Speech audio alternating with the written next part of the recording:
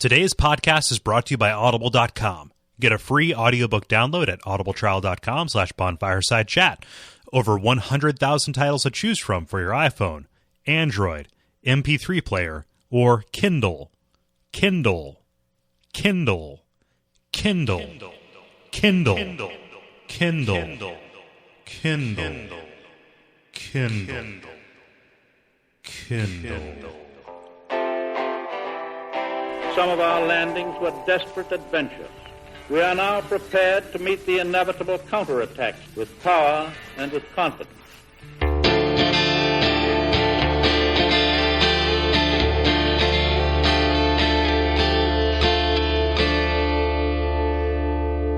My name is Gary Butterfield. My name is Kole Ross. And I'm Gary Butterfield. And I'm Kole Ross. And you're listening to Bonfireside Chat. It is an undead favorite. And this week we are talking about the conclusion of Dark Souls, including the Great Hollow, Ash Lake, and the Kiln of the First Flame. This is it, fellas and ladies. Yep, the season finale. We are closing it out like we opened it. Just the two of us for this episode. So previously we played Dark Souls in its entirety. In its entirety up to this point. Up until this point. Immediately in the last episode, though, we went and did the DLC. So we traveled back in time to rescue Dusk of Elysial and slay the Beast of the Abyss. And now with all of our Lord Souls gathered and the little mana sidetrack, which has nothing to do with Lord Souls, it's time to tie up the loose ends before investigating what's behind the gate by the Lord Vessel. I think Manus is a loose end. Yeah, I guess that's true. Yeah. No, he's definitely a loose end. Like so we talked about that. He's conspicuously absent from the boss list for people who are, in the intro cinematic and yeah, true. So, yep. So we're gonna start out with the Great Hollow here. The Great Hollow really, from a lore perspective, there's not much to it. You're descending down and inside an ancient arch tree, which is full of corpses.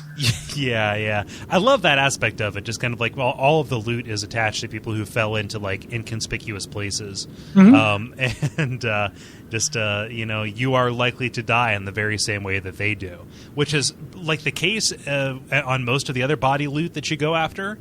But here it seems more conspicuous because like falling will be your cause of death here if you don't have crazy low curse resistance, right? Right. Very, very much so more conspicuous. Like even so much so that other areas where you find, treasure on corpses, a lot of times it's just on the ground. Like sometimes it's telling, but a lot of times they're just even tucked away in corners where no enemies go. Yep. There'll be a corpse treasure. Here you're definitely seeing the results of people ahead of you who are carrying these things. It's a strange area for the game. As we should talk about how we get to it though before we start talking about too much. we probably should. So you go through Blighttown, and there's it's a body with a plank shield, which is ridiculous. I think it's what you start with if you're deprived rather.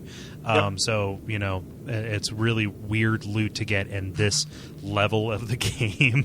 But if you attack the wall that's immediately behind it, it goes away as it does. Yep. And there's a chest there, which if you're anything like me, you're going to attack every chest, and you're also going to accidentally hit the wall behind it. And oh god, it's another fake wall. Yeah, and it is a gateway to a wide world of mystery and fantasy.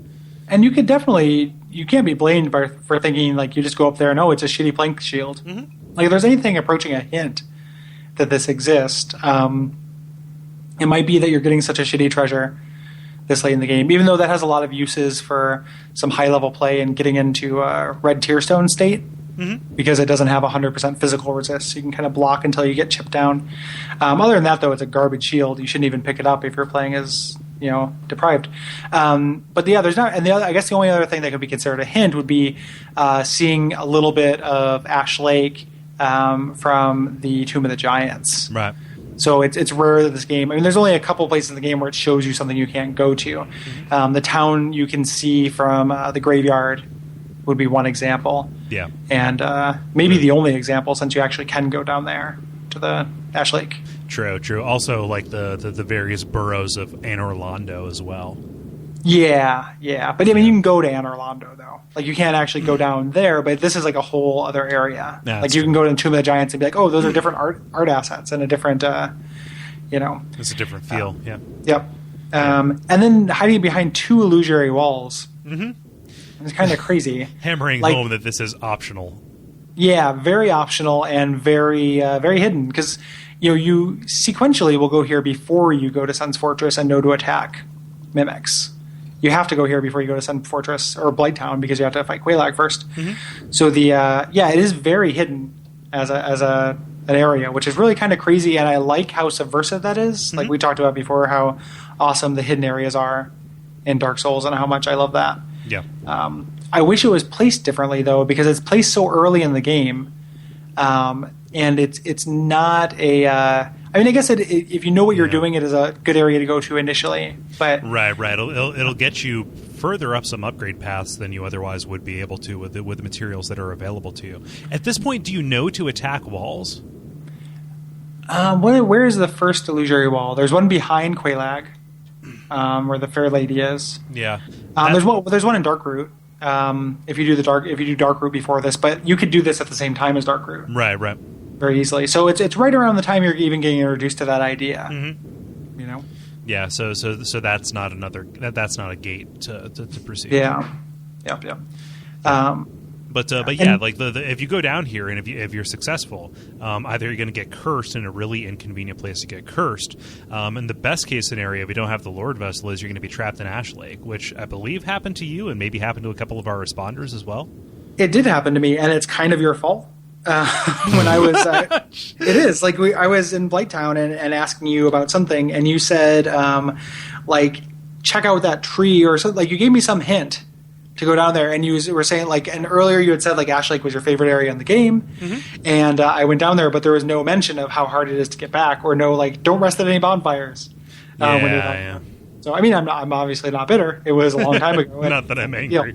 I'm certainly not angry, but it's very easy to get trapped down there, and it is a pain in the ass to traverse and reverse. Yeah, I've never climbed back up the Great Hollow. I can't imagine it's fun. Yeah, it sucks. You can do it, but it does suck. Even getting down kind of sucks. The Great Hollow it's an interesting place because it's got a hook to it mechanically, mm-hmm. right? You are descending, and it's tricky footing to its extreme. And there's a reason to go here from a story perspective because you move forward and explore interesting things, and from a mechanical perspective because it is full of upgrade stuff. Yeah, this is the richest area for crystal lizards and for just loose titanite. Mm-hmm. It's everywhere here. Yeah, well, it's made of it. yeah, exactly. Yeah. So you're able to get all that stuff, and it makes sense that the crystal lizards would be, partying here. But there's so many. I think there's 11. 10. There are 10. 10. And some of them appear don't appear all the time. You have to kind of restart to get them and everything. It's just and they're really hidden too. There's a couple of them that you see that are definitely honeypots, but there's a few caves that I didn't even see that were there until I saw them on YouTube. Right. Yeah, the honeypot thing can't be overstated. They are trying to get you to fall. Mm-hmm. What might be one of the biggest falls in the game, aside from Into the Abyss, which is theoretically forever. Yeah. Yep. Even though if you fall into the abyss from the top, I think you hit the ground and no, you don't hit the ground and die. That's if you take off your ring. Right. When you're in the abyss. But there's other good treasure here too. This is also where you get the Chloranthy ring. Yeah, that's good. That's if you don't want to use your shield. Although I guess the Grass Crest shield might be the better way because ring slots are more valuable. Yeah. The other thing too is they stack. True.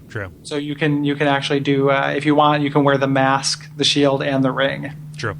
And they'll all go together. But I like doing that since you can get down here so quickly. Mm-hmm. I like going down and grabbing that ring when I'm in Blighttown. Right. Because you get it right off the bat. You have to fall into a stump towards your right.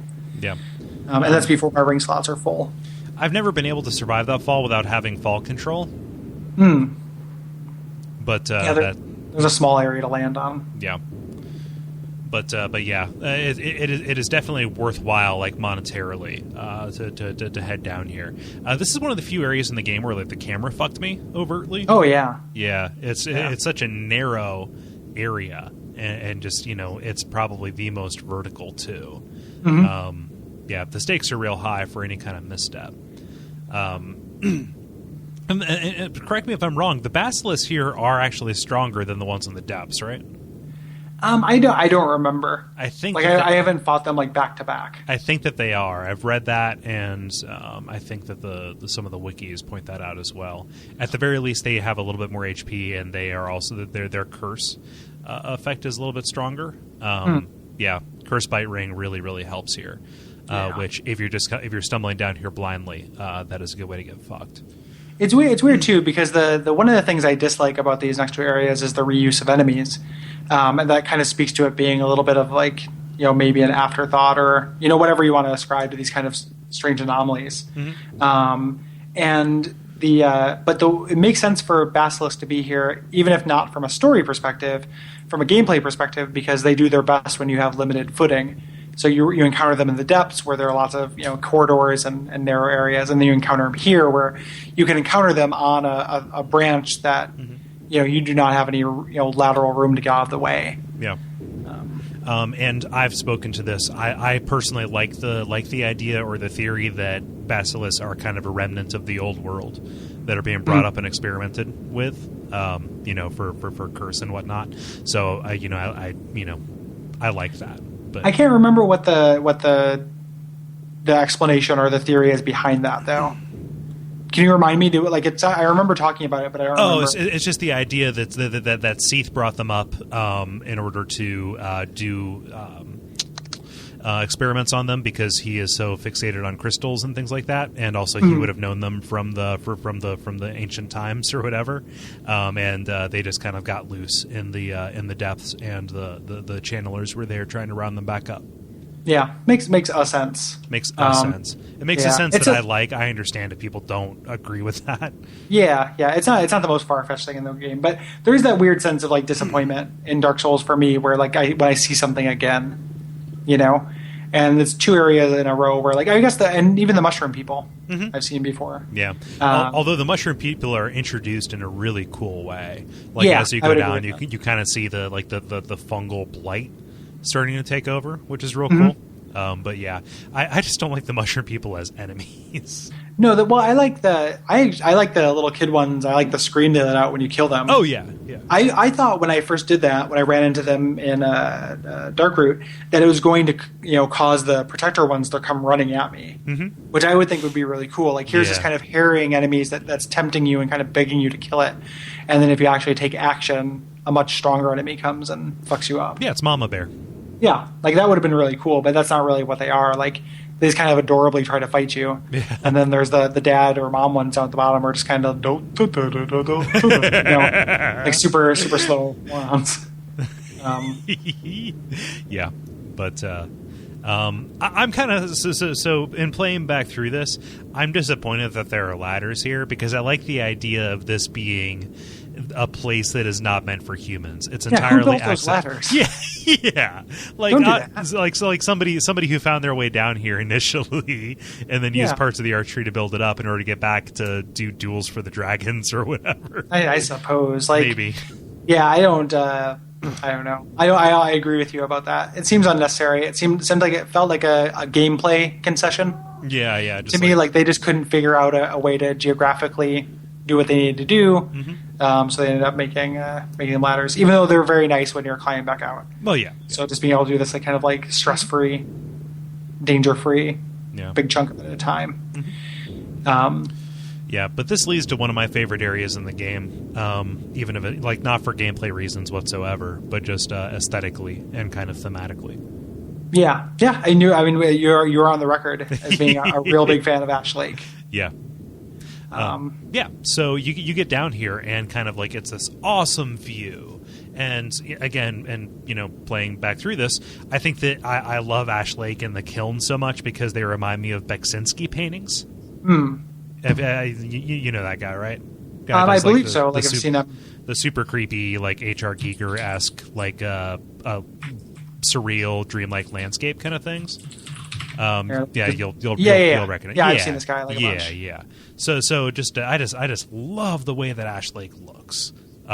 Just the idea of these arch trees that could be linking up to other parts of this world or even other worlds, and just kind of like the world as it was before, and this beach that is like scattered with the kind of like this flotsam of this war that happened forever ago. Like the music is super cool and creepy. It would be sold better if it didn't glitch out and it didn't only play. Yeah, it's just when you're looking at the sky. Yeah. And the sky is super cool. Like, where's that light coming from? Who knows? And there are these pillars of light. Oh God. Yeah. But yeah, I'm a real big fan. Like, again, not because of the gameplay too much, because I don't really like fighting hydras, and not because they're hard. It'd be crazy if you were into the gameplay here. Yeah. Like, that would be insane. Like, nobody's into the gameplay here. And, like, that's the kind of frustrating thing to me, because I don't disagree with you. Like, I think it looks really neat, and I like the idea of going back to where it all started. Like, this is the area that's shown in that cutscene where they show that dragon war. Like, this is where the war happened.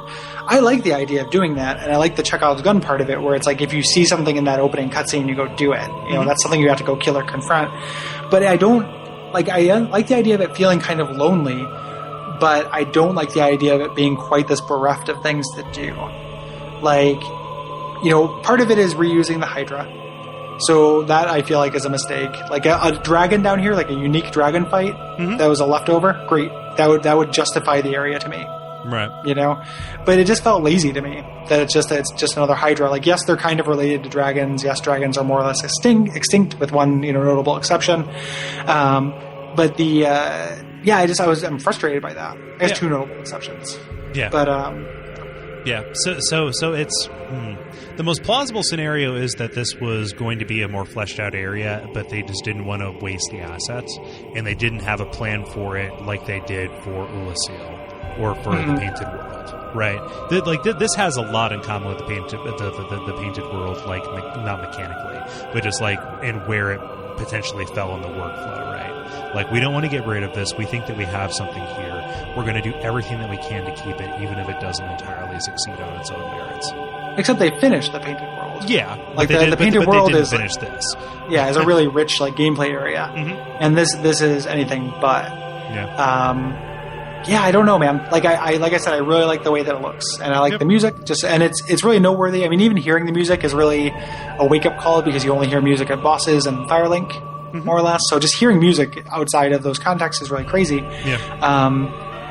But it just kind of doesn't work for me as a thing. Like, when I saw the Hydra there, and it's a different Hydra. Like, we should say it's like a black Hydra. Yeah.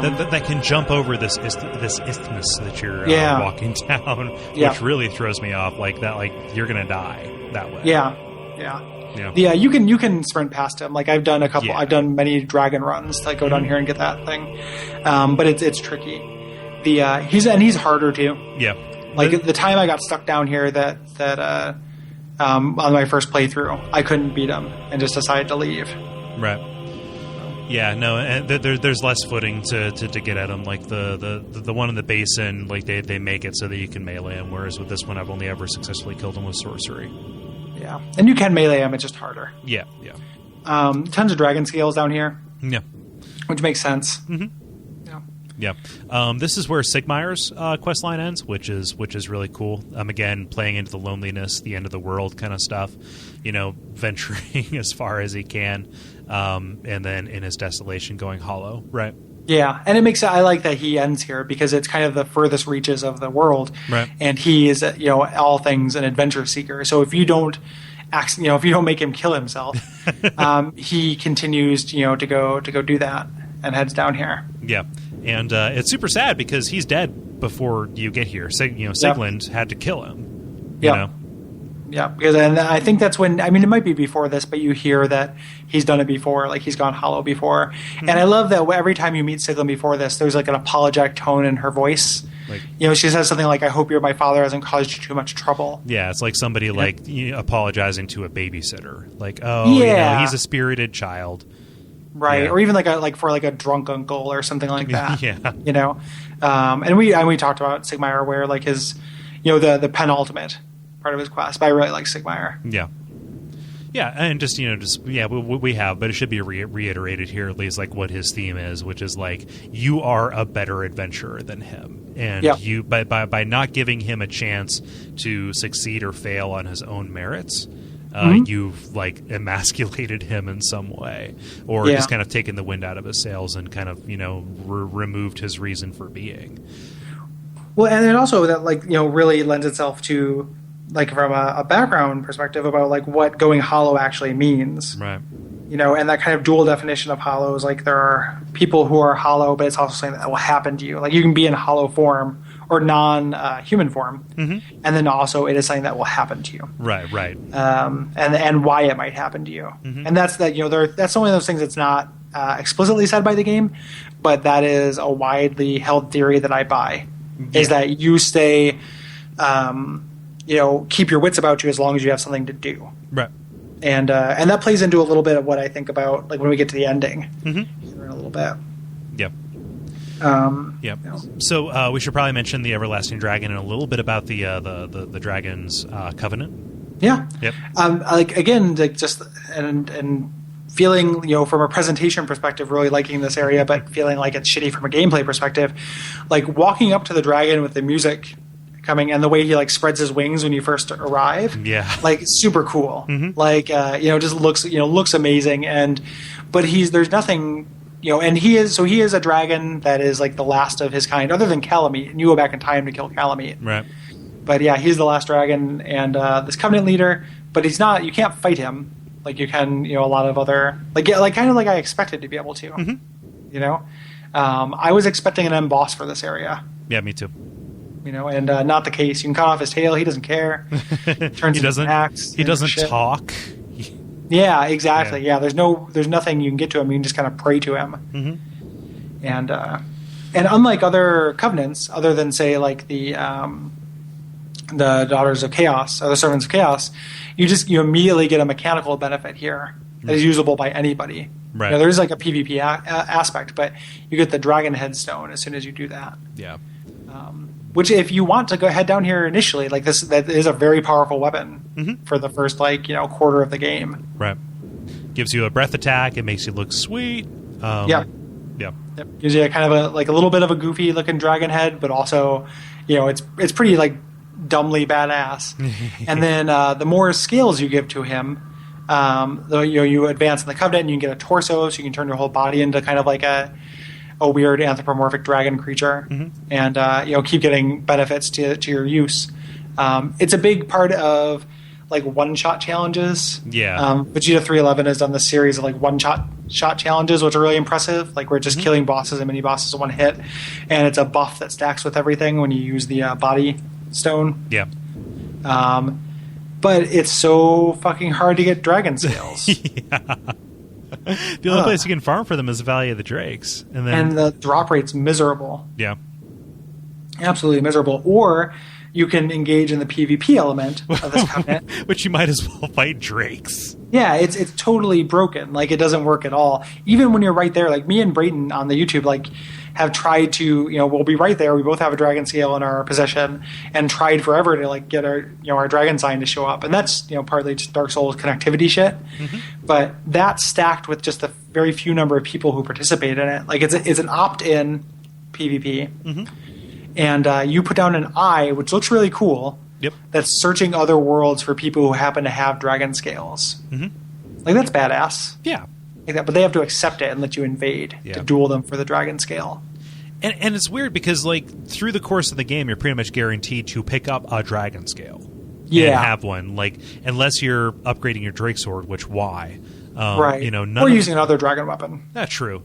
But, like, I just can't. The dragon weapons, I don't know. They're generally regarded as being really bad, right? No, not necessarily. The two things is, like, one, they're buffable with resins and with spells. So you can use or maybe not with spells, so don't correct me on that if I'm wrong. You can use lighting pine resin on a dragon weapon that's fully upgraded. So that's one thing. Two, they all have unique R2 abilities, some of which are used a lot in PvP. Okay. So, like, these kind of like energy beams and area effects and stuff you can do with them, and I've seen them used to really good effect. Okay. In PvP, so it does happen. People do use them, not entirely, and it's useless for PvE. Mm-hmm. Like it's overkill, and it's like a theme thing. Like you just have to want a big chunk of dragon and something. Yeah. So I guess what I'm saying is like the rank and file are pretty much guaranteed to have picked up at least one and just hold on to it as a curiosity or just kind of have no use for it. Yeah. And so you would think that like your potential pool of combatants would actually be really high, disregarding the opt-in kind of thing. Right. Like, which is, if you're walking around and you see one of these, you're like, oh, wow, check that out. You should. Yeah. And like Jeremy said last episode, like do it. Yeah. Help a brother out. Like he's working hard, man. Like help him out because they're like the panhandlers of Dark Souls. That's pretty good. And if you win, you don't actually lose your dragon scale. Like if the person beat you, if the dragon bro beats you, they gain one, but you don't lose one. Right. So you have nothing to lose other than dying. And if you're next to a bonfire, which is where they tend to put these, because they know people don't want tons of risk for this, the worst you lose is like your current human form. Right. It's worth doing. The shit thing is like you have to now, unless you have the Lord Vessel, you have to run back all the way back, which is a huge pain in the ass. And I wish that part of the reason why I first went here and I wanted to kill the Hydra is because I thought, this is very unlike Dark Souls, but I have to be able to kill this and there'll be like a way back, or it's going to continue to open further. And I was really disappointed when like I did both those things eventually, and there's just nothing. It is like a dead end. Yeah, which makes sense. Like it's a remote corner of the world. It'd be weird if it just opened up into the Berg again. But at the same time, like I found myself wishing for a video gamey like elevator or something that went back to civilization, if you can call Blighttown civilization. If the everlasting dragon could like breathe you up there, just kind of like or send you up one of those pillars of light back to Firelink or something. Yeah. Which it would be on Dark Souls like, but it would also be a little bit less broken. It would be on Dark Souls like, but this area it's not on Dark Souls like in flavor, but it is unique. Right. So it's not like the Painted World, you get to the end, it sends you back. Like there are no other like dead ends like this. Right. Except for once you get the Lord Vessel, and it's part of the mechanical purpose of the Lord Vessel. Is the first half of the game is super interconnected. It's not a pain to travel between these areas. Once you get the Lord Vessel, you start going down these capillaries, and they know you're going to get to the end and not want to go back. Yeah. So you can start teleporting around. So. Yeah. So. But yeah, that's these very very pretty short. Entirely optional areas. I definitely think you should do it if you're listening to this and you're like, what the fuck are these areas? Look, go check them out. Yeah. Like it's sad that you didn't. Not sad. It's sad that you weren't hip to these, you loser. No, that's how I mean. It's unfortunate. Like it's fun to stumble upon them on your own, even though I didn't quite do that. Right. I imagine it'd be really fun, but it's definitely worth checking out. Like it's more Dark Souls. Like go check it out. Yeah. Oh, it's the most you're going to get for like a year. So. Well, you go play Demon Souls. True. Oh, convenient. Yeah. But, yeah. So I wanted to talk a little bit about cleanup here, because this is something that I spent a lot of time doing with my first character on that. So, if you know that you're going to start into a new game plus, which if you've been spoiled, you do. If you don't, you have no reason to assume it. There's a lot of stuff that you can do to position yourself for success in a new game plus. One-time items that you can get that you can either get again or will help you out as you're kind of approaching this next go. So there are some things that you're generally well advised to do. Any optional content that you haven't gone after, either the Painted World, the DLC if you haven't done that yet, Ash Lake, Great Hollow, optional bosses such as returning to the Asylum. All of that is good stuff to do. Additionally, any trades with Snuggly. I forget, is it Snuggly or Twinkly? It's Snuggly. It's Snuggly in this one, okay. Because you can do those again and again. Buying all the spells that you want, etc., finishing all NPC quest lines, and most of all, killing everyone. Yeah, this is a divisive topic for Kole. Yes, it is. Yeah. Go ahead. I disagree with what Kole is saying, but I'll let you finish. Yeah, well, it's just one of those. It's one of those things. Like it's more of like a role play. How do you want to be in this, right? So I'd like to hear your reason for why not to do it. Because, well, the one part, the thing you didn't mention that I do think you should do is use all your humanity to kindle all the bonfires. Oh, yeah, that's all the way up. So that makes a sense to me. The reason why I wouldn't do it, other than some of the stuff you're saying I would do, like the only thing I don't like is the killing everybody thing. And the reason why is that you don't need to. Like there's no, like if you don't, like let's say, you're starting a new character, are you going to use the giant blacksmith hammer? Probably not. You're going to use the weapon you've been upgrading this whole time. So you're not really gaining anything from it other than kind of, like shitting on, it's so gamey. And like you're kind of shitting on a little bit of the thematic resonance of like the game, I think. Okay, so I'm gonna counteract that. It's more Dark Souls. A lot of these NPCs are unique fights in weird areas, like fighting Andre. That is a crazy fight. Fighting Go. That is that is a crazy fight too. Yes, it's gamey, but also the reward for game is more game. Additionally, what else was I going to say? There's content like the NPCs say like stuff that you otherwise wouldn't have gotten. So you learn a little bit more about them as you are going after it. Yeah, it makes you feel shitty. There's an excellent article that I linked in here that kind of like I read it before I started doing this and that kind of colored it. It's called The Hollowed Killer of Lordran. And it's kind of this semi-in character, semi like a person describing their like the way that they felt about doing it. It's a little bit overwritten. Some of it's kind of melodramatic, but it's like somebody, playing somebody who is systematically going and killing everybody, and it intersplices some of the dying comments, kind of like we do at certain times, and just kind of like what's happening here, and it's kind of like using it as kind of this allegory for not allegory or this analog for like going hollow. And most of the people, like when you kill them, they accuse you of being a hollow. Right, yeah. Just kind of like, oh, you're gone. So like, what is the mindset of somebody who goes and does this? So it's like this weird, like again, role playing kind of thing. If you want to role play it that way, yeah, like that makes that positive as an option. Like you're role playing it. But like, I think that the setting yourself up for a better experience in New Game Plus thing is kind of overstated with the killing people. Like that's not why you're doing it. Right. Because you're very rarely are you setting yourself up better in New Game Plus by killing NPCs. Other than potentially killing firekeepers for Estus upgrades, but even then, like that should depending on how you're playing it, like those are like some of the most tragic characters in the game. Yep. Like if any of the emotionality of the game has gotten through to you, like you're making a choice between getting this extra content and kind of staying true. Like the same way when we talked about The Walking Dead. And it was like we're talking about playing it again. I was like, I don't think I could make different decisions if I was doing it. Like, there's just certain things like I would feel, I feel weird about. Like, I have a character who I was like, okay, from the start, this guy's an asshole. And at the end, I'm going to kill everybody. Like, it was the first guy I made who was a Dark Ray or went to Cath first and everything. And that was fine with. But as a matter of course, like I wouldn't do that. Like, it just kind of feels gross to me. The boss fight angle is true, even though I'd say that for the most of the NPCs you can fight are not fun, unique fights. Like Andre and Go are pretty much like the two you mentioned are the two that's true of. And then Syrian. Syrian's a cool fight. Syrian, what? The Lord Blade. Oh Syrian? Yeah, Kieran, yeah, that's a cool fight. Yeah. But for the most part, I don't know. It just rubs my RPG gene wrong. Yeah.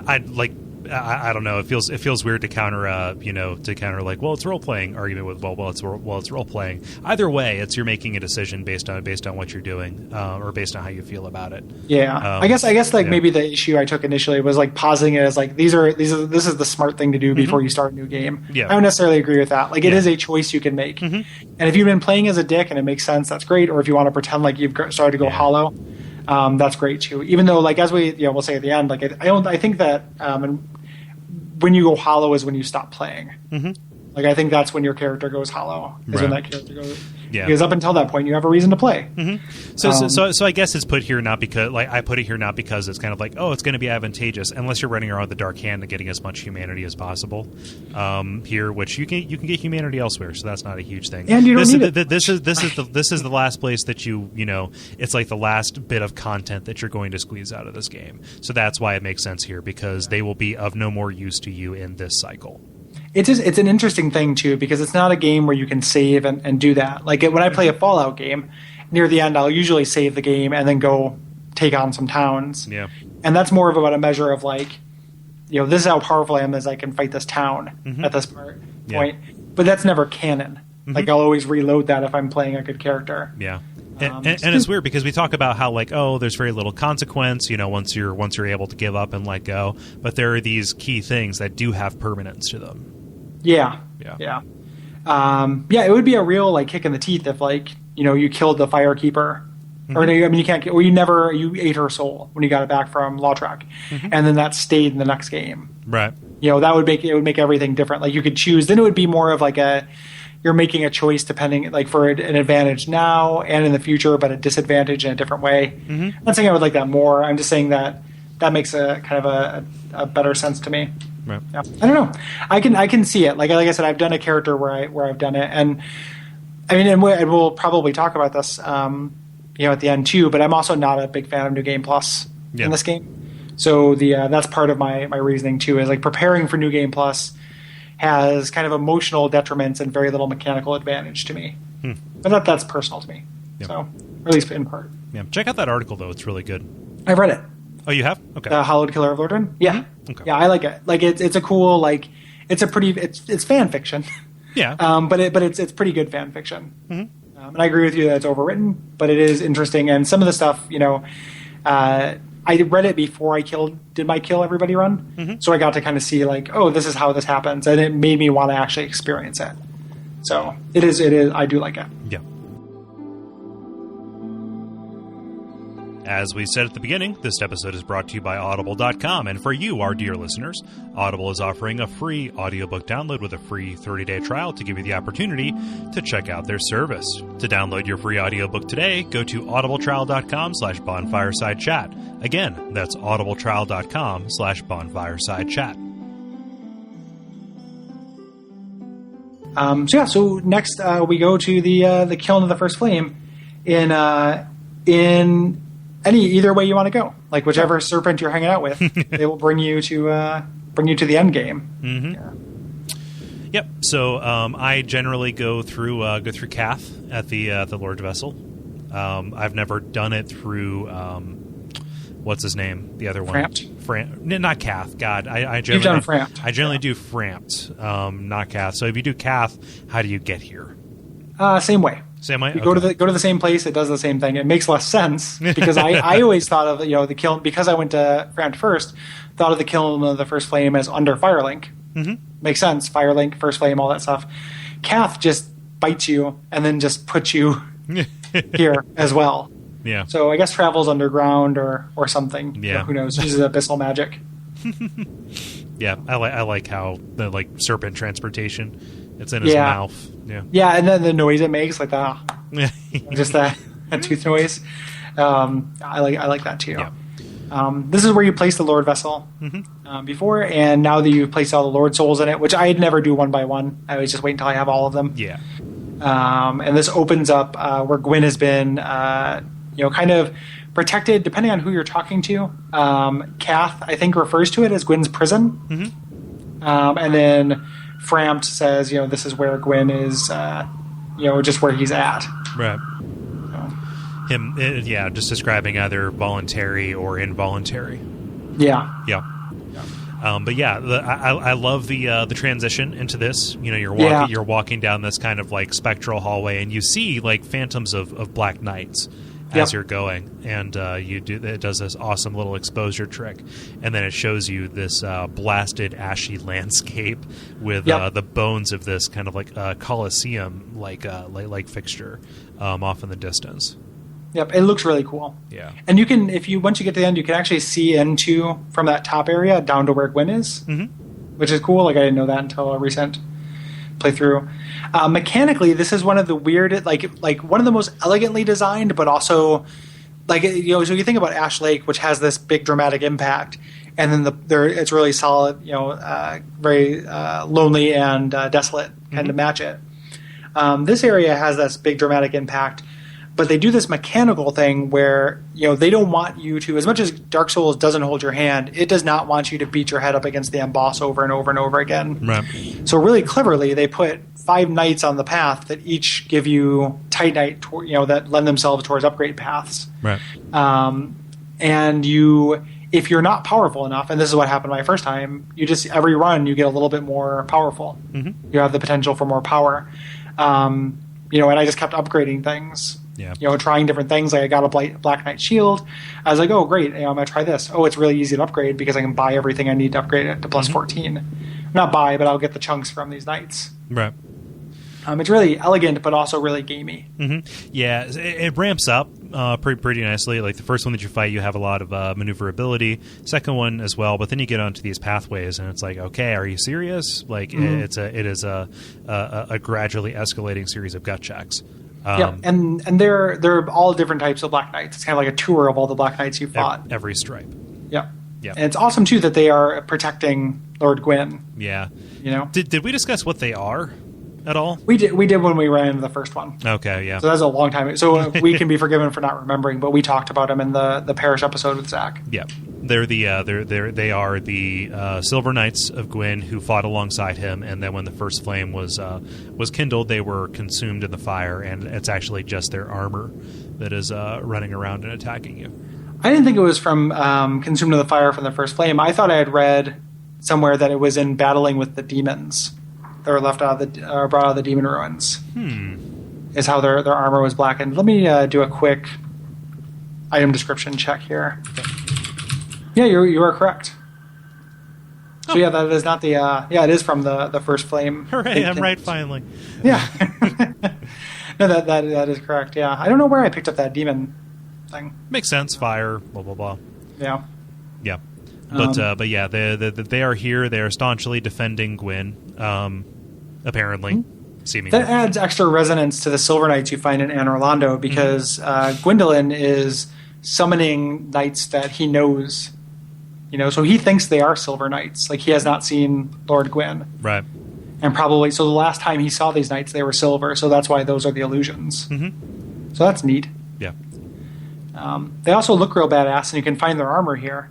It's like real late in the game, but it looks really cool. Yeah, it's good. It's I don't know. I like using it if I don't mind doing a medium roll with Havel's ring. The Black Knight shield is generally a really solid one for me. I've found I've always had good success with it.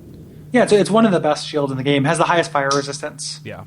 In the game, even though that is not found with the armor, right. Somebody has to drop that. Mm-hmm. So, yeah.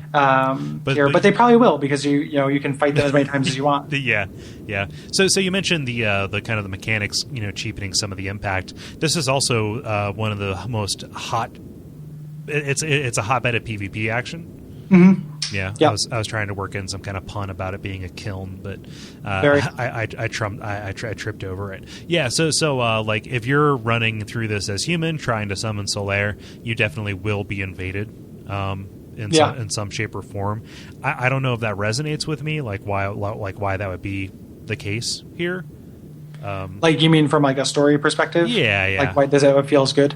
Yeah, I don't know. I mean, it makes sense from a mechanical perspective because everyone has gone through roughly the same thing to get here, so they could be the same levels, and it's like a nice even playing field, and it looks really badass. Yeah. So I understand why people want to do it, but and I guess like if you're being invaded, it's your last gasp before beating the game. Mm-hmm. And everything's trying to get a piece of you. Like, it makes a kind of sense, but I agree with you. Yeah.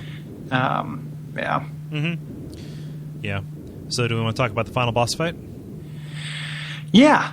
Let's talk about Gwyn. Yep, the Lord of Cinder. Let's talk about Gwyn, baby. That's dumb. Yeah, it is dumb. I don't know. Okay, you are correct. So one of and it's a controversial boss fight. Not everybody likes it. Mm-hmm. I want to go on the record. Here's what I'm on the record as saying. I think this is one of the most elegant intersections of there's a game versus art debate, mm-hmm. and there is one people who think that games are not art but they contain art. Mm-hmm. And this is one of the most elegant examples I think of everything in the encounter feeding into a solid idea. So you get in here, the way that the entire area is looked, it's very desolate. There's still, there are embers, so it's that kind of like twilight light. The music is not epic and intense. It's not everything. This entire time you've been fighting demons and hearing, the entire time, and it's this like very sad piano music, that plays over it. And Gwyn is, not entirely, but kind of a pushover. Yep. Like he is a frail man. Like he looks like, if you saw him in the office, you'd be like, you look like shit, man. Like, get some sleep, buddy. Yeah. Everything about it, just, the mechanics, the graphics, and the sound all work together to achieve something, which is not always the case. We were just talking about it in Ash Lake. In other areas, in most video games, and but including in this game, it's not often that all the elements of what make this a medium work together to achieve a common goal. And here's a really good example of it doing that. Yeah. It's weird because the more disappointing way would have required more effort from the developers, which is like the first flame has warped him and he's like the ceaseless discharge but bigger and crazier. But this is just a dude. It's a humanoid. Yes, he's a giant, so he stands a little bit higher than you. But this is the god of gods. This is, like the analog of the Christian church worships this guy, and he is a crazy old bearded man. He's like the Crimson King. Yeah. It's just right there. And the whole game, you've been being told, a story by seeing desolation after it's already happened. Right. And that includes this. Right. We talked about how nobody's really at the peak of their power at the time you reach them. And this is one of the biggest contrasts you've seen, like arguably the most powerful guy in the universe, and such a shit at this point. Yeah. You're seeing the story of his desolation through everything, through the music, the fight, and how he looks, and how the arena looks. Yeah. I really love it. And it's not, like I said, it's controversial. I feel like some people wanted, a bigger challenge at the end, or wanted something with a bigger sense of scale. But I think it is perfect. Yeah, I really love it. All of the complaints I've heard about the gameplay, part of it are that this is kind of like, do you know how to parry? If yes, you will win easily. If not, you will have a little bit harder time. Yeah, and the developers have been on the record as saying they initially wanted this. They wanted to design an emboss that you could tackle, regardless of your play style you had. So if you were like an archer, or if you were using miracles, and that's only kind of true. Right. If you haven't learned this one thing, he's much more difficult, even though possible, because the first fight I had with him, I did not parry him at all. But instead they went for something that, and I guess I don't know how I feel about him being parryable as a thing, but it kind of makes sense. You're denying him his power, and that makes sense in the ending narratives where you are, especially in kind of the Darkstalker ending, where you are in either case when you're supplanting them, you need to be significantly more powerful than this person. Yeah. And either serpent that's rooting for you thinks that you will be. Mm-hmm. Well, that's the entire reason that you're being brought there. He is at the very end of his road. Yep. Like the flame is about to go out, and that either means that in Fram's case, we desperately need somebody who can be a successor to keep it alive, or in Kath's case, we need this is the time to take him out and squelch it entirely. Mm-hmm. That's if you believe that they are working at cross purposes. Right, which, and we'll talk about that in a moment. Yeah. And that's still, I've said many times during this that I don't have my grand unifying ending theory worked out. Yeah. That's still true. Mm-hmm. I still see contradictory evidence. I've read a lot of really, compelling things. But the first time I fought him, fighting him without parrying is really interesting because he's very aggressive. Yeah. He is as aggressive as Manus or Artorias. Mm-hmm. He runs you walk in and the first thing that he does is make a beeline for you. Yep. And I've seen somebody one-shot him, parry that jumping attack and then one-shot him, which is incredible. But he's really hard and he does a lot of damage, and it's fire damage. So if you don't have a highly fire-resistant shield, he chips through an awful lot, which makes him a real tricky fight if you're not parrying. If you're good at parrying, he's easy as peasy. And if you are good with pyromancy, he will dance if you do great combustion. You can make him jump back and forth and just adjust your aim, and he just dances back and forth, right, left, and you just keep hitting him. You can kill him without him getting a shot off. It's pretty ridiculous. Yeah. So then, like you kill him, the fight is not too much. But in either case, you're left with this kind of choice at this point, and what the game's been leading up to, which is, do you, regardless of what you think about the reasons why or the motivations behind the people who involved you in this, do you kindle the first flame or not? Mm-hmm. And, by kindling, you just walk up to this bonfire and sit down, and that enters in the next ending, which is you catching fire and then burning for all eternity until the next person comes after you. Or the Darkstalker ending, which is you just walk away. You walk by through the fog gate, and you are greeted by a legion of serpents who are cheering you as their new lord. And pointedly, including both Kath and Frampt. Yeah. So, when you talked to Kath before, he said, that the Gwyn is an old man who is afraid of the dark, and you are a human, and, the age of dark is the age of humans. Do not kindle the flame. Go kill him, since he's, keeping it alive, and you will become the new Dark Lord. Mm-hmm. And Frampt says, you need to kill him so you can kindle the flame, but they are working together in that. So one of the billion-dollar questions for the ending is why, if Frampt is working with Kath, which you maybe he is, maybe he's not, why is he encouraging you to kindle the flame? Don't blame me. I voted for Kodos. yeah. I mean, it's entirely possible that Frampt knew that he'd have his back against the wall, so he's just kind of okay, it's time to just play along. That's kind of the less satisfying answer. Right. He sees the writing on the wall and decides to cow to Kath and the new Dark Lord. Yeah. I've read, and a lot of things. So a lot of people's opinions of the ending, which one was the good ending. And Vivian, I'm gonna look at the notes real quick and see if she wrote in. She didn't. This. Okay. It's unfortunate. She has a really good on the Something Awful board. She wrote a really good kind of treatise about how the more obvious ending is the Link the Fire ending, and everyone thinks of it as a fake, a good ending. But then when you learn about Kath, you think that's the fake good ending because it's just. But then the DLC comes out, and you see oh wait, this is what the dark is. Mm-hmm. This is what happens when you surrender humanity.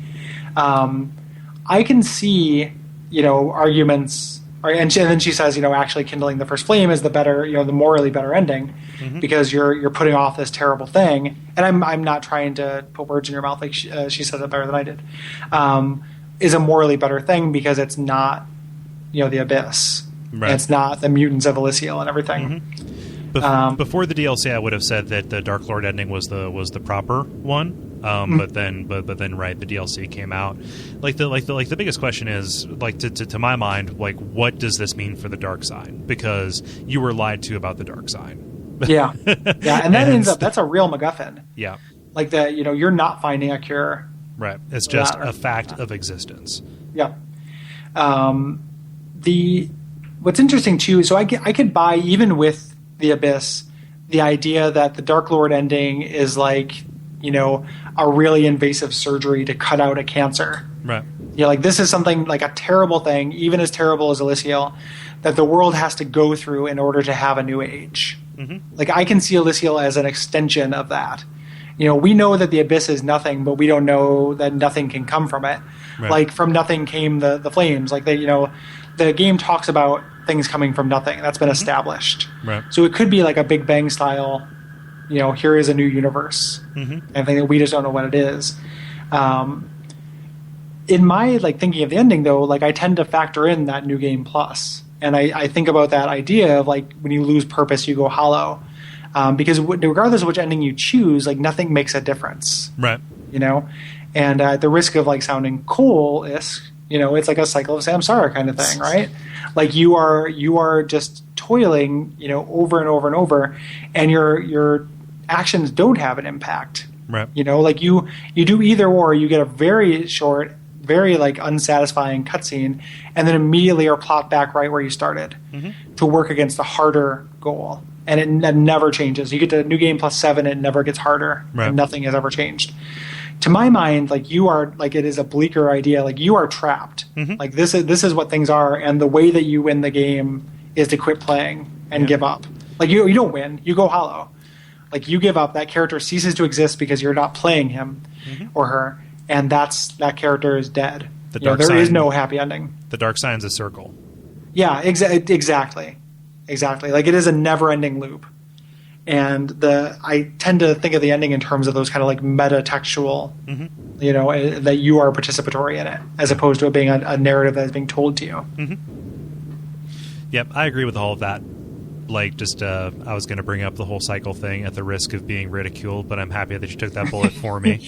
Anytime you need, let's come up with a code word. If you ever need me to say something that you're too embarrassed to say, just text me and I'll just be like, yeah, and it reminds me of the cycle of Samsara. Wink. And then, yeah. That's for nothing. Yeah. Yeah. That's my thinking. And then if I'm taking it as writing on the wall, neither, and this is going to play into, we're playing the long con here.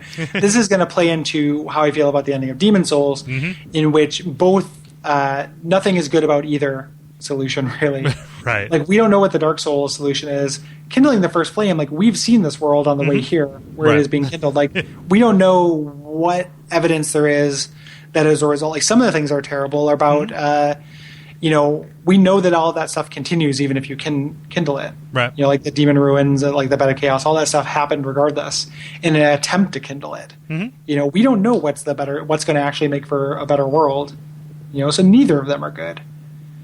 So even if you take them as stated, right. Like kindling the first flame and having a longer age of fire, who is that good for? Right. Not the regular people, not the people of Blighttown, not the people in the demon ruins. Mm-hmm. Like, just bosses you've already fought, like asshole gods that are not. There's no good guys, except for Sigmar and Solaire. Yeah, I was gonna say that. Yeah, yeah. So kind of like the more like speculation-y kind of stuff that I've heard.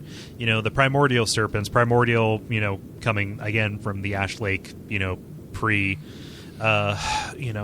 Fire world, I could see that being, them as, either nascent, young dragons or people who are kind of like of that same ilk wanting to take things back to kind of the stasis that was there before fire, came in and brought disparity. Right, I could see that being the con that they play, which just kind of means that you're siding with Cthulhu if you put the fire out, which is these this kind of unfathomable ancient force for something that is unfathomable, which is the null, helping to usher that back in. Right. And there's nothing to say that was a worse world or whatever. I don't know. Aside from just it was completely inhospitable and lifeless and et cetera, et cetera. It's a little it's a little bit like the Deus Ex ending, right? Kind of, the Dark Age ending where you're like restarting things, and then the ending that's like, let's continue the same way things are while they're still fucked up. Yeah. There's no Helios ending. Right. But I agree. The interesting thing too about the Void is like, we see how it corrupts people, and we see kind of the effects of it, but there's no evidence that like things can't live in the Void, or that like it is a corrupting presence. It fucked up Artorias, but there could be a new life that comes. I guess I've already said that, more or less. But it's just interesting that there's no things live in the Void. It's not literal, or the Abyss rather. It's not literally a void. I know that I referenced the Crimson King earlier, but it's like Dark Tower, the Prim, which is the good God, punch me. No, it's the space between floors on the tower. It's like kind of the void between realities, where like all these monsters and kind of like civilizations live, and kind of the long game. It's it's so similar, man. I would like to do like with somebody. Okay, I want you to read all like 4,000 pages of the Dark Tower, Gary, and then we're going to do a comparative text reading of the cosmology of Dark Souls and the cosmology of the Dark Tower. Except like Dark Souls doesn't end with like Miyazaki popping out and being like, "Hey, I'm Miyazaki." I don't think that's how that stuff happened in Dark Tower. But no. Stephen King does make an appearance that it is less awful than it sounds. Yeah. It's one of those things like Lars and the Real Girl, where like everyone tells me it's not very awful, but the very premise of that is really obnoxious. Right. So it's like I want to believe that it's okay that Stephen King shows up in there, or that Lars and the Real Girl is not so saccharinely, disgustingly precious. But, man, you this will show up in the appendix, but you're really hung up on the dolls. Yeah, I was. I just saw that documentary, and then I was talking about talking about people, and they're like, "Oh, like that movie." I'm like, "Oh yeah, like that movie. I'll never watch because it's about a guy who's in love with a real doll, and everyone accepts him." So. True. Yeah. So no, it's but by the time you get to where that's introduced, you're so ready for it. Like it's already passed over the point where it gets metatextual like that. Yeah. Yeah. But I digress. I'm just noticing that anybody who knows what I'm talking about, who has these dual competencies or these dual comprehensions of both Dark Tower and Dark Souls, will maybe appreciate it. Email me, contact. Yeah. One of the things, and just as an idea, something they didn't do that I would have thought would be badass, is if you kindle the flame, it would be awesome in New Game Plus if you were the end boss. Yeah, I was going to say that. Like, some of the goofier stuff are like, your character's Gwyn! Yeah. Like, that doesn't make any sense because you don't really have a beginning or an end, and he does have a beginning and a definite end. But yeah, you're right. Like, if it was you fighting yourself as the person, like with the same equipment as the build you made. Yeah, as the build. Like that would just be hilarious. Like you would make yourself like really fucking goofy builds. But it's like it's you maybe like 40 levels ago. Yeah, that's true too. Yeah. Can we let's talk a little bit about New Game Plus? Yeah, because I talked about it a little bit, but I just want to throw it out there again since this is the place for it. So you just start over in the game, and you get to keep all of your equipment that isn't a key item or a Lord Soul, right? And you get Gwyn's Soul, which you can do things with. Mm-hmm. And that's the only you can only do it in New Game Plus. So if you want the Lord Great Soul or you want the Lightning Bolt Miracle, you can turn that into one of two souls that can be turned into a spell, which is again something they lost from Demon Souls for the most part. Right. And then you just go through the game with everything being tougher. Right. It's a numbers boost. Yeah, and that's why I'm not that into it. Yeah, you can also be Gravelorded, which if Gravelording worked, that'd be neat. But I think it does in New Game Plus. It just nobody really does it because the population is so much smaller. Yeah. It just doesn't come up, but it can work. It's a numbers game, and it's like, and I've said this a bunch of times, but like when I finish Dark Souls, I want to try what can I do with a new dude? Mm-hmm. Like I've gotten about half. I've gotten 2 Ornstein and Smo with a new Game Plus character. My strength build, my second character I did, and just like not that fun for me. Like yes, it's harder and everyone hits harder and they take more hits to kill. But I'm not really expanding into things. I'm not gaining new skills and abilities, and my equipment is already endgame equipment. You're just not making very many choices nor expanding in meaningful ways in New Game Plus. Right. Yeah, and so there are diminishing returns for any stat that you invest in, right? Generally, you want to hit about 40 in something and then be gone unless you're trying to do something really weird and specialty. Right. So, as you go through, the only benefit to getting more levels beyond that is just to pump into additional stats. And, you just end up making yourself like a jack of all trades character. Right. Yeah. Right. And that's, and you probably already have all the equipment and stuff. So, like, when you're playing it the first time, getting a new spell is a huge boost. It's like really fun, and you get this new verb to fuck around with. And here you already have it. You just have to get your intelligence up to... Right.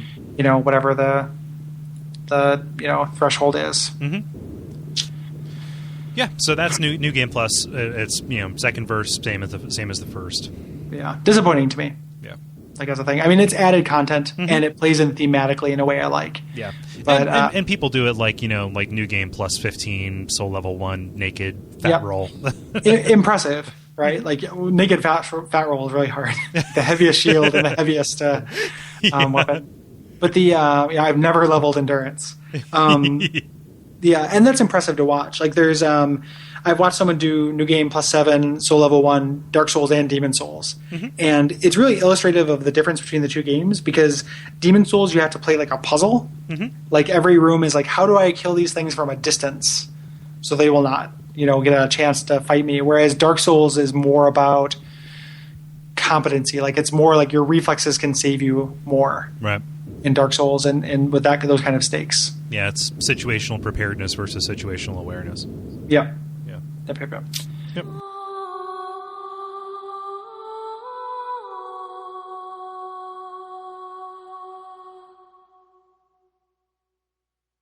And that's Dark Souls. Yeah, I think so. I don't have anything else to say. It's a good game. I'd give it like an 8.5. Yeah, I think I'd probably get a 7.9 for fans of the genre. Yeah. So we didn't. That's not true. We're both being sarcastic. And it's probably. I mean, I've said it like it's probably my favorite game. Like you said, best game in the last 10 years. I think I agree with you. Yeah. This is, and it takes some, it is in part of a rotating small cast of possibilities for my favorite game. Yeah, I was thinking about that too. Just as I was going through, and I did all these areas here right before we recorded. It's kind of like, where does this fall? And how do you answer that question whenever somebody asks, like, oh, what's your favorite game? Yeah. Anybody who likes any medium, that is the worst question to get, because it's really, you can't answer it. You can't give a satisfying answer. What is your favorite game right now? What's my favorite game of this era? I can't do it for games, but I can do it for movie and music, and I can do it for other mediums. Yeah, like There Will Be Blood. Mm-hmm. Favorite movie. Music is probably Guided by Voices. Probably my favorite band. But this is harder for me because I think that video games, because it is a new, like the way you interact with things is a little bit wider than it is for music and movies. There's a really important piece that's like the first game that did something for you is really important. Right. Like, maybe more so, like I'm more likely to like a game that engages me in a new way than I am like the first record I heard guitar on. So like, Fallout is my default answer for favorite game. And it was the first game I played that was like an Infinity Engine game where I felt like my choices mattered. And I had like a lot of freedom to create my character after coming from a background of JRPGs where, oftentimes your choices are more limited in how you build your guy. You're a blank slate with like a mission, but you actually say things in response. You get control over how you interact with the world. Like that was revelatory to me. Mm-hmm. This game's similar to that. So it's hard to give it like an actual crowning place but it does the same thing that the best games I've ever played do, which is teach me, a new thing that games can be. Mm-hmm. And it's hard for me to think of, there are albums I really like that I think are really high quality, but thinking of like, this is an album that taught me a new thing that an album can be is a little bit harder for me. And part of that's because it's a new medium, and part of it's because it's an interactive medium. Yeah. Like a life-changing game, though. Like, Jesus Christ. I mean, no one listening to this hasn't played it, but work harder to get your friends to play it because it's so, it's just like so good. Mm-hmm. It's an ethic that I would like to see replicated. Yeah. And it's heartening that it's been so successful and that it's taken off and that there are podcasts about it. I don't know. Yeah. No, it's heartening that this and Demon Souls, it's kind of setting this high watermark for a different ethic of game that I think we've seen. And for the past 4 or 5 episodes, we've been like, tell us more like this, please. Yeah, and still the same thing. And I think that we're just going to keep searching for that because I haven't heard a satisfying answer really, and most of the answers I have heard come with tons of caveats. Yeah, there isn't really something like this, and that's should be celebrated in the way that I feel like we have, and we do just through my hour count and the time I spend talking to people like our fans, the community on the message board, engaging with people on YouTube. All that, I feel like this is something worth celebrating, and I think the community is really good because they're all picking up on that same unique wavelength that this has. It's not like the Sonic community. It's not. There's nothing bad about the Dark Souls community. I need to talk to you about the Sonic images, Gary. It's all the strangest fan art thread on something awful. Like they all come from the same place. I'm not searching out Sonic. It's just when they happen to be Sonic, I put them on the Watch Out Fireballs Facebook. I didn't need to know that thread existed because now it's incredible. Is that in PYF or is that? Yeah. Okay. Yep. It's incredible. Yeah. Well worth your time. Much like Dark Souls. I think we're just postponing. Yeah, we're just kindling. Yeah, we're just kindling. Yep.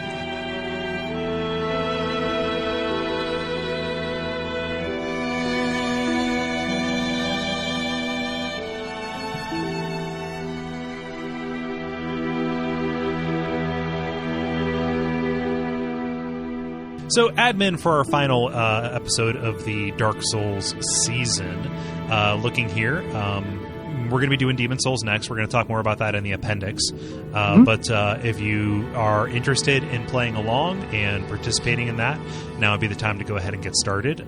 You know, we have kind of a weird order that we're going to be doing things in, and that it is in numerological order. It's weird because that game is more nonlinear than this game, right? And we needed a way to be able to talk about the lore, which is more scattered, and you have to work harder for it to find what's there. Right. So we're doing it in an area by area order, which we'll post at some point if you want to play along. Yeah. I bought a PS3 for it. Not telling you guys to, but that's the game. I played 3 games on my PS3. Yeah, and it's one of them. Yep. Yep. And I just beat it here recently. It is it's super good. It is more of this kind of thing. Yep. The way, and also the first episode, that's going to be me and Kole, and we're going to do kind of a primer the same way we did for this, including like a lengthy, or at least like a section that's like what's different, right? What are the differences? Because I can't be, me and Kole are not the only people who went in opposite order. From Dark Souls to Demon Souls. I think a lot of people did because Dark Souls was such a big hit. So it's going to be at least a little bit of a primer for what that's like. Yeah. But other than that, there's just kind of the usual stuff: ratings, reviews, subscriptions on iTunes, telling friends. Check out our other shows. We do a podcast called Watch Out for Fireballs. Next episode is going to be about Final Fantasy VII, which I'm really, really excited about. Currently working my way through that. This is the summer of gigantic RPGs for me: Demon Souls and then Final Fantasy VII. Yeah. Yeah. I need to get back on we bought ourselves all that time for Final Fantasy VII, and I've been busy moving. So I need to get back into that because it's a fucking long game. Yeah. That's going to be it. Those are going to be logistical nightmares to pace. Yeah. Because there's so much content in that game. But we also do Abject Suffering. Tell them about Abject Suffering, Gary. Abject Suffering is Mia and Kole choosing, or you guys choosing, a bad game that we play for a half hour and talk about for a half hour. The next episode, when this here comes out, will be about Roadrunner for the SNES. It is real fun. It is not structured in any way. So if you like the extra so material where it's me and Kole shooting the shit, this is closer to that. It's NC-17. We talk about eating pussies from time to time. It doesn't matter, of course. Yeah, from time. Trading tips. Yeah, oh, jeez.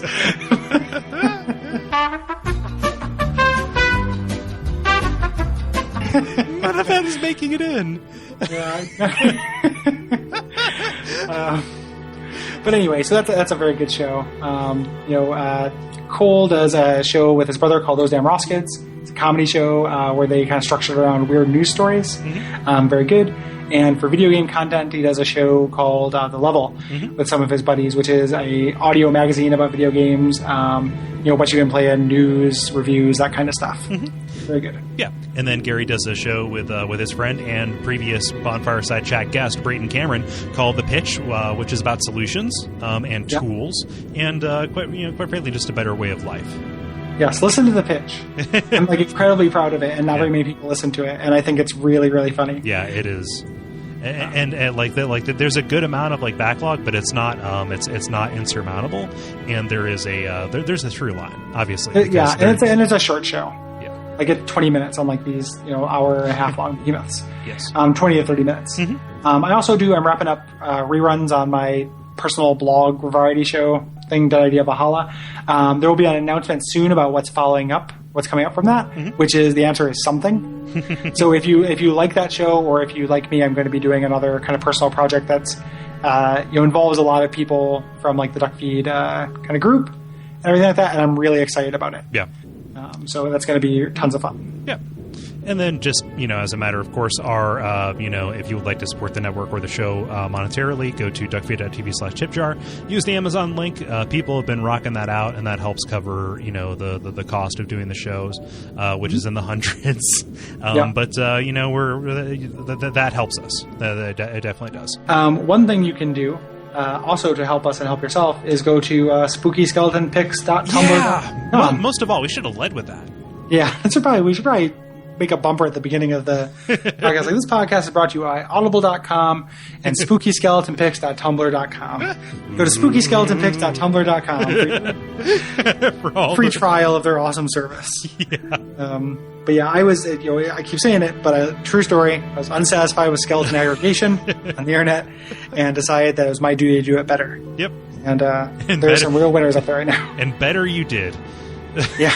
My former boss's boss was at this baby shower I was at today at work, and could not, she was, she's baby crazy the way we all are at work, and would not get over the fact that there's a gif of a skeleton slapping a baby on there, and she was really unhappy about it. She's like, "How can you put that on the internet? Did you make that?" No, I didn't make it. This is fucking spooky though, right? What if a skeleton picked your baby up by the head and just started wailing on it? Yeah, well, I told her, I consoled her by saying it was the baby from Ally McBeal. So, you wanted to get slapped. That shows I'm old. No, I get the reference. You got okay. Yeah. But yeah, check that out. Yeah, do that. But in the meantime, we, as always, recommend that you praise the sun. Praise the sun. And touch the demon inside. Yep. So the world might be mended. Umbasa. Mm-hmm. Avoid the Noid.